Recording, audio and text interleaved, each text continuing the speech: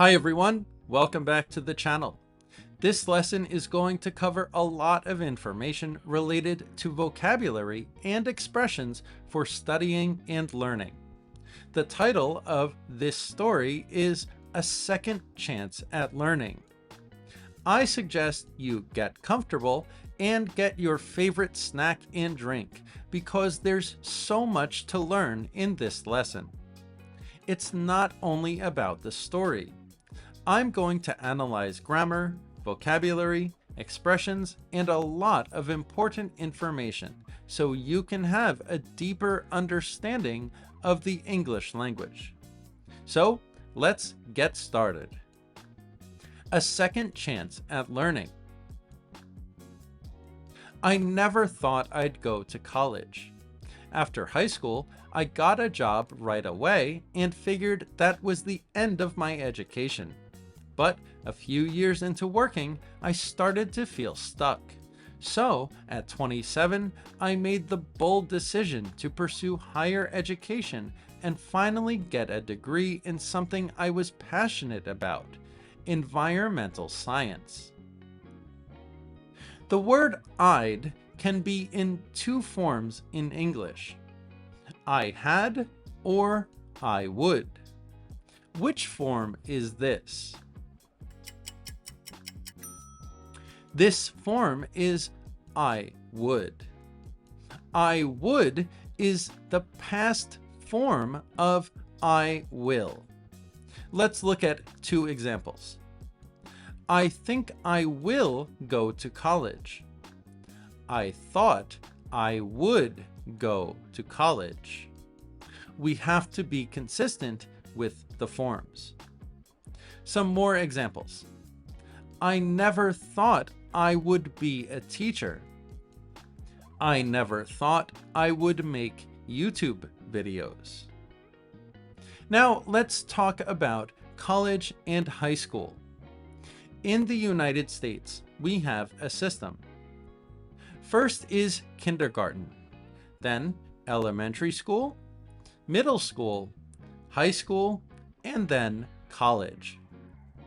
It's extremely common to hear the word college in the United States, which is the step after high school for a diploma or a degree, often a bachelor's degree.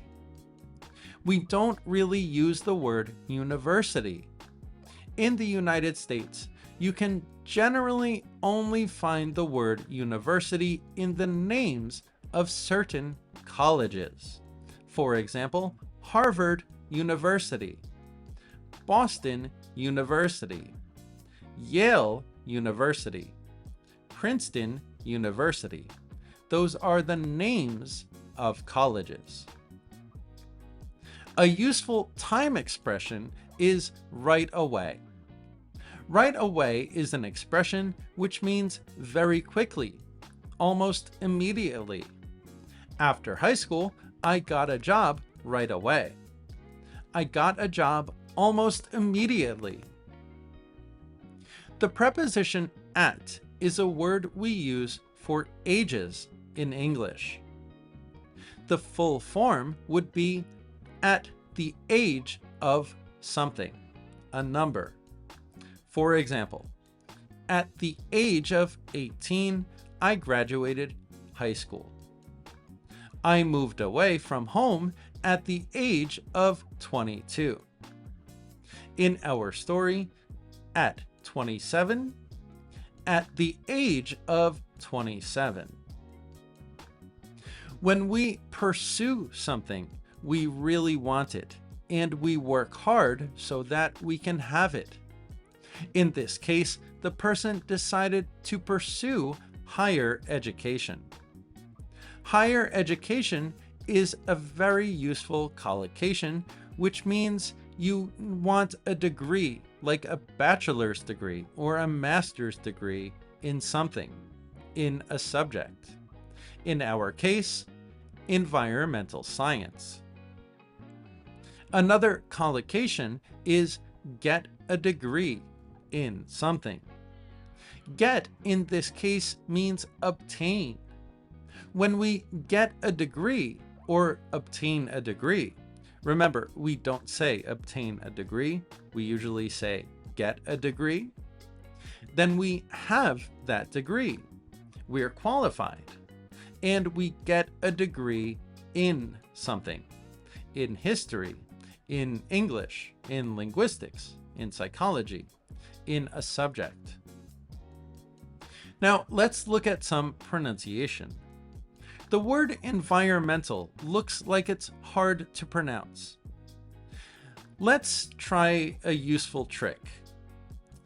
Let's just use the word environment to start. Don't pronounce the N.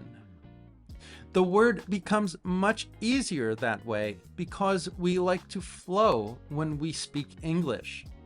We don't like to be stopped by strange sounds or letters. I understand our spelling is strange. We think so too.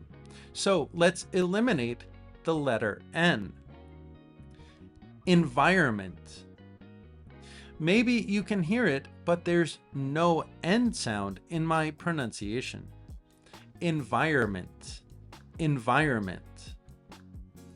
In our story, environmental science. Environmental science.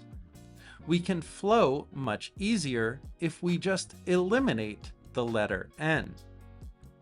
Let's continue. On the first day, I walked onto campus, nervous but excited. I had enrolled to study for my degree, and I was determined to take it seriously. I signed up to take courses in ecology and study biology, and even decided to take history as an elective. I was older than most of my classmates, but I didn't mind. I was here to get an education, and I meant it.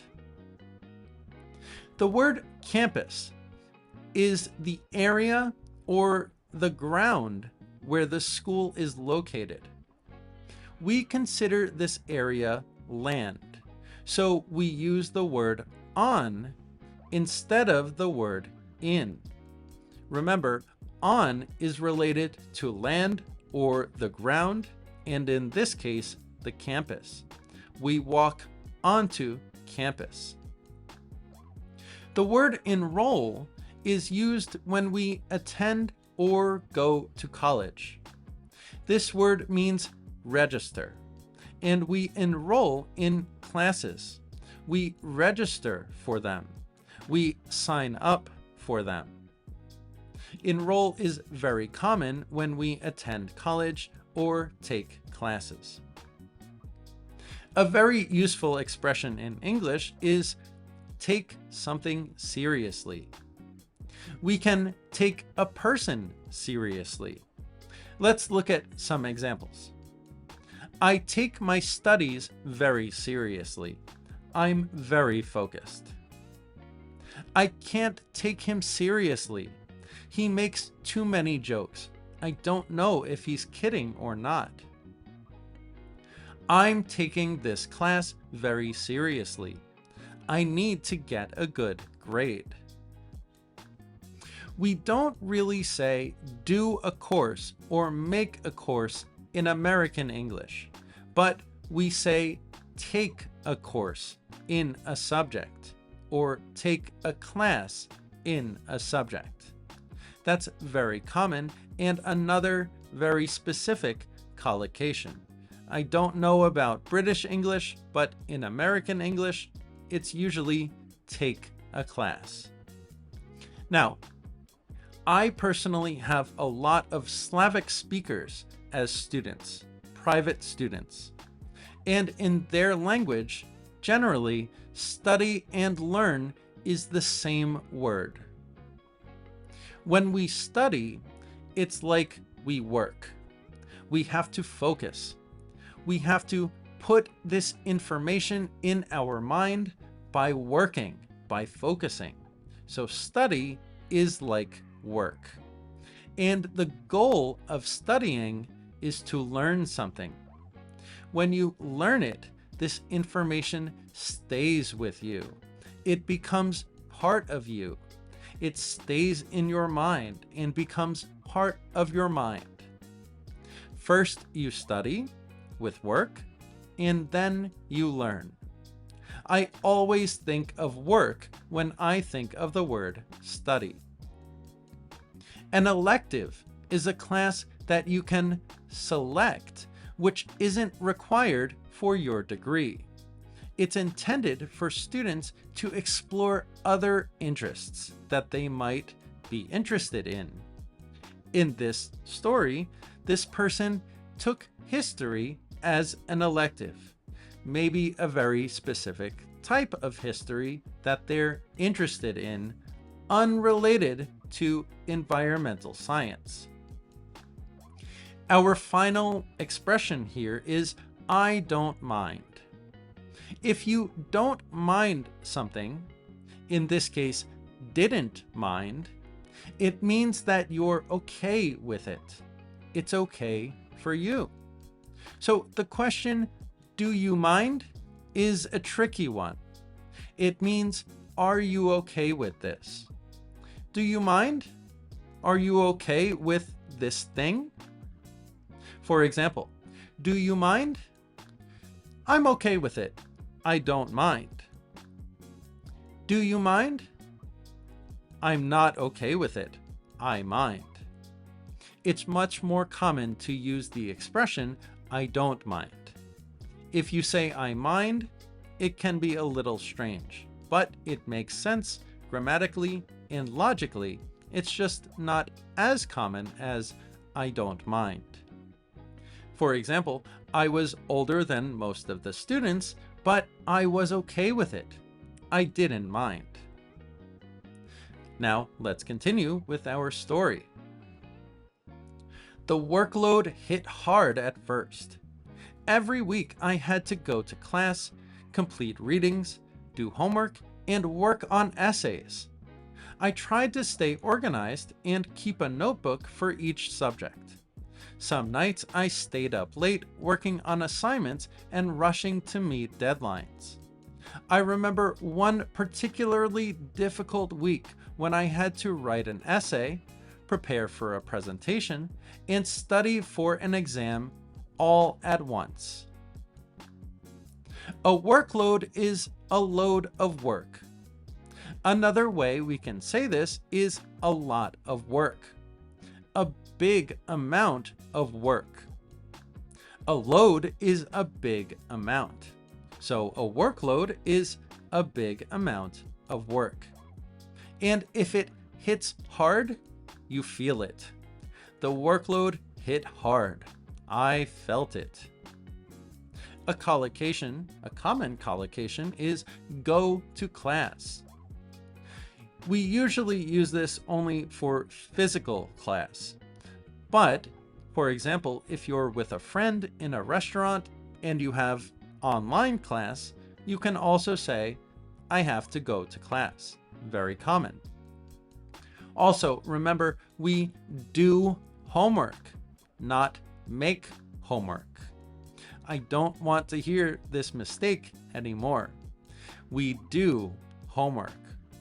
We also do an assignment, not make an assignment. I make some homework because I'm the teacher. As a matter of fact, I make homework for my students all the time, including in my channel membership. If you want to study and master phrasal verbs, join my membership today. Keep a notebook is a useful collocation which just means you have a notebook with you all the time and you maintain it. Specifically for one class, but it's not always necessary for only one class. A notebook can be for many classes. It's just to take notes. And in this case, remember, keeping a notebook is like keeping the paper version, not the computer version. In American English, we normally don't refer to computers as notebooks. Yes, there are some computers with the name notebook, but generally they're laptops in American English. A notebook is more about the paper to take notes. Stay up is a phrasal verb which means stay awake. We can use the word up to mean awake. For example, stop shouting at me. You don't need to wake me up. I'm already up. Up can mean awake. Remember, the word assignment is very similar to the word homework. But what's the difference? An assignment is a countable noun.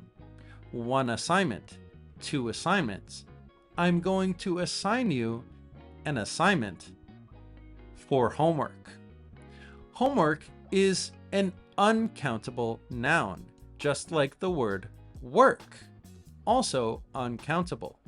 For example, I have a lot of homework, or I have some homework, but not one or two homeworks. No, we say one assignment, two assignments, a lot of assignments, or something similar. One of the most interesting things about ChatGPT when it was released was that it could write essays for us, entire essays. And an essay is a piece of writing about a specific topic. We often think about the structure of an essay with about 5 paragraphs. That's a very common structure. We have the introduction to introduce an idea. Then we have the body, or the argument, with 3 supporting points. 3 paragraphs, 3 points to support our main argument. And then we have the conclusion. The conclusion is just to end the essay and often restate the original arguments. There are different types of essays, but this particular structure is very common when we grow up in the United States learning English and how to write. And again, we have the word study for something. Remember, study is with work and focus. First you study, then you learn. Let's continue.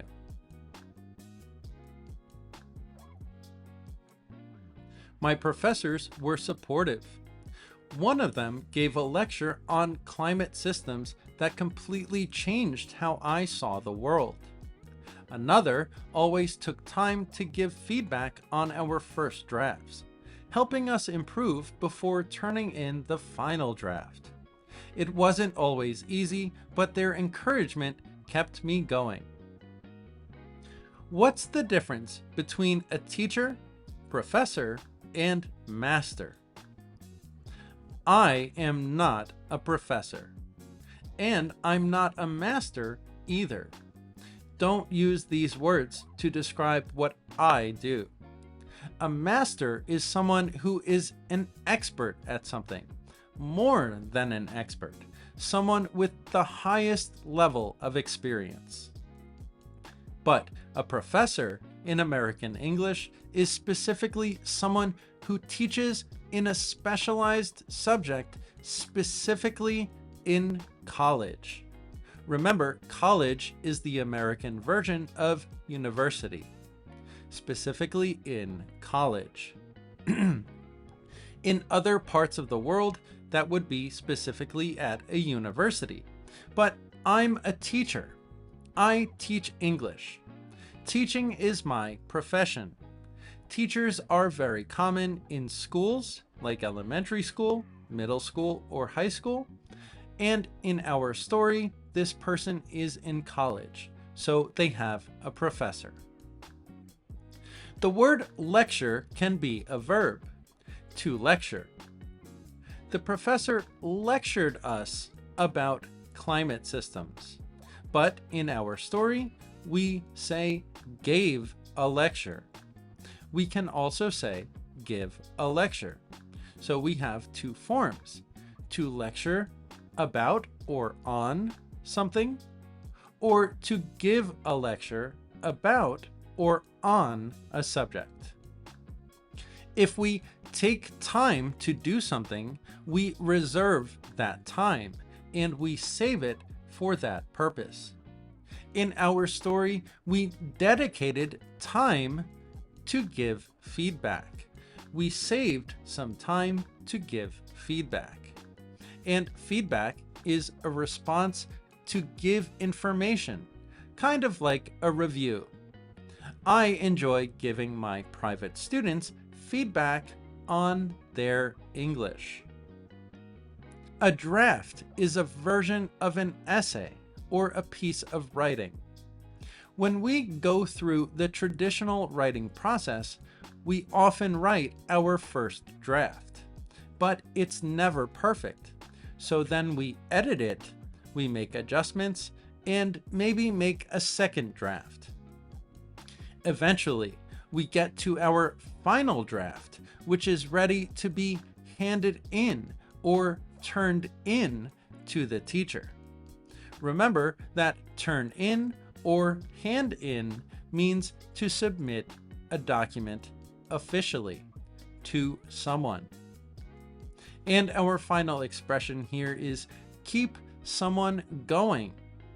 If it keeps you going, then you keep going, you continue going. Something can keep someone going. It's kind of like motivation to continue. And after keep, we use a gerund. We use ing. But again, we can put a person in between these two words. A common version is keep on, but that's not always necessary. So here we just have kept me going or keep me going. Let's continue.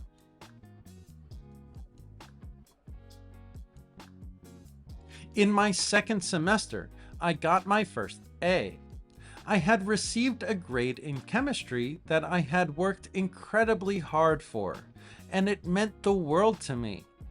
That same semester, I passed a test in physics that I thought I would fail. Of course, not everything was perfect. One time, I completely blanked on a math exam and failed the test. I felt like quitting, but instead of giving up, I met with a tutor and got extra help. If you get an A on an assignment, you did really well. The traditional system that I grew up with in the United States looks like this. We have A plus, A and A minus, B plus, B and B minus, C plus, C and C minus, and then we have a D, and then we have F. F, of course, means you failed. You didn't pass. You have to do it again if you want to pass. These are grades, and we receive a grade in a subject. Remember, we often use the collocation in a subject, just like our last lesson with the verb graduate. You can graduate in a subject like history, math, psychology, computer science, or something else. A nice expression is, it meant the world to me, or it means the world to me. If something means the world to you, it's very important to you. This is a very common and useful expression in English. For example, thanks for remembering my birthday. It means the world to me. It means the world to me that you remembered my birthday. Thanks for coming to the event. It means the world to me. It means the world to me that you came to the event. The opposite of to pass a test is to fail a test. If we succeed, we pass. We pass the test. If we don't succeed, we fail. we fail the test. A really useful word in English is blank, or the verb to blank. If you blank on an exam or blank in a situation, you completely forget the material that you studied. You completely forget what you learned. In this case, this person blanked on a math exam. They forgot everything and they failed the test. Blank specifically refers to when there is nothing on a piece of paper. So a blank piece of paper is only a white piece of paper. There's nothing on the paper. I felt like quitting. The expression feel like doing something means I want to do this. And when we say I feel like doing something, we need a gerund after that expression. In our story, I felt like quitting. The word like in some cases is a preposition, and after prepositions, we generally use gerunds or the ing form. Remember, a gerund is just the ing form. For example, I feel like quitting my job. I want to do this. I feel like drinking coffee. I want to do this. I felt like going to sleep right after work. I wanted to do that. And one more time, after prepositions, we usually use a gerund, the ing form, and the word of is also a preposition. That's why we say instead of giving up. The words instead and of go together. They're attached. Instead of doing something. Giving up is a very useful phrasal verb to mean quit. I felt like quitting, but instead of quitting, instead of giving up, I met with a tutor and got extra help. Let's continue. Slowly but surely, I improved. I became more confident, and by the end of my third year, I was awarded a diploma in environmental studies. A few months later, I officially got my degree. I now work with a nonprofit that provides training for rural communities on sustainability, something I never imagined myself doing before. The expression slowly but surely means slow, but with confidence. You are sure or you're confident about something. Slowly, but confidently.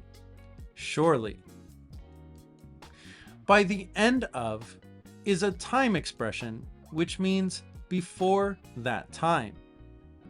By the end of my third year.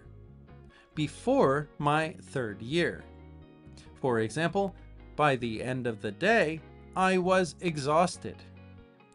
When the end of the day arrived, I was exhausted. To be awarded something means to be given that thing because of hard work or because you won a competition or something similar. For example, I was awarded a diploma at the graduation ceremony. I was awarded a trophy for winning the tournament. And again, here we can see the word environmental. Remember, don't pronounce the N. Environment, environmental, environmental studies. Remember the collocation, we get a degree. Get is like obtain. I got my degree. And now I work with a non-profit. A non-profit is a non-profit organization. This is an organization which works for the founders or donations or for the public community. their focus is not on making a profit. They're a non-profit organization. Our final word in this paragraph to study is the word imagine. Imagine is a verb that's followed by a gerund, the ing form. For example, I can't imagine going to space. I can't imagine winning $1 million. But with our construction here, we can add a reflexive, words like myself or yourself, themselves, ourselves, etc. I can imagine myself winning $1 million. I can't imagine myself going to space. This is a very common construction in English. Now let's continue with our story. Looking back, there were moments I almost dropped out of the course, especially when the pressure piled up. But I stayed with it. Choosing education later in life wasn't easy, but it changed everything. My attendance was nearly perfect. I made friends from all over the world, and I proved to myself that it's never too late to learn something new. Look back is a phrasal verb. We look back on something. We use the preposition on when we have an object or something to talk about. For example, look back on memories. Look back on the year. This is the same as reflect on something. On is a word which can also represent time. It's a little confusing to use the word on, but it can also represent time. For example, keep on doing something. Continue. Go on doing something. Continue. Or reflect on that moment. Look back on last year. In some cases, on can refer to time. In this case, we don't have an object. We're just starting our sentence. Looking back, there were moments I almost dropped out of the course. Drop out is another important phrasal verb, especially for school. And we use this phrasal verb in the context of races or competitions. School is a big competition, so it makes sense to use it here. We can drop out of a class, drop out of college, etc. And drop out means you leave the competition for whatever reason. Pile up is another useful phrasal verb. The pressure piled up. In this video, you can see a pile of clothes. In our story, there was a pile of pressure, and this pressure became more intense. It added to the pile. We also use this phrasal verb with work, and we often say work piles up. The work becomes more intense. It accumulates. It forms a pile, just like our pile of clothes. When you stay with something, you stay dedicated to that thing. You don't give up. I stayed with the course. I almost dropped out, but I didn't. I stayed with it. I didn't give up. The word attendance is something that is often graded in American schools. If you show up to every class, or if you go to every class, you have perfect attendance. This is our grade for attending the class or being present. That's why it's significant in this story. My attendance was nearly perfect. Maybe I missed one class, but I was very dedicated. I showed up to every class. All over the world. I made friends from all over the world. An expression is all over a location, and we use it to mean many points in that location. For example, there are clothes all over the room. There's dirt all over your shoes. I met students from all over the world, or all around the world. Many points on the globe, from many different places. And that's our lesson for today. Thanks for staying with me until the end of the video, and I hope you learned a lot of useful information to help you speak better. Don't forget to share this video if you found it useful, and if you know someone who needs to improve. Thanks as always. Thank you, channel members and private students, and see you in the next lesson.